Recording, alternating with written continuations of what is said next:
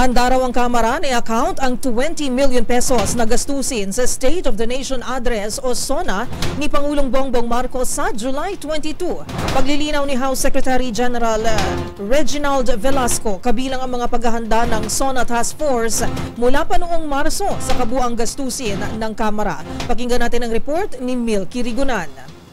Itinamang ni House Secretary General Reginald Velasco na hindi lamang para sa pagkain ang 20 million pesos na gastusin ng Kamara sa paghahanda sa State of the Nation Address sa July 22. Ayon kay Velasco, kasama sa gastusin ang mga paghahanda na nagsimula noon pang March 12 nang mabuo ang SONA Task Force. Sabi ni Velasco, bukod sa merienda ng mga bisita, gagastusan din ng Kamara ang pagkain ng mga internal staff at external personnel gaya ng mga pulis na magbabantay sa seguridad sa paligid ng Batasan Complex at ang mga tauhan ng MMDA at iba pang mga support staff. Isinama rin ng Kamara sa gastusin ang 3 set ng uniforms ng nasa 2,000 employees ng House Secretariat na gagamitin hindi lamang sa araw ng SONA kundi sa kanilang araw-araw na pagpasok sa trabaho.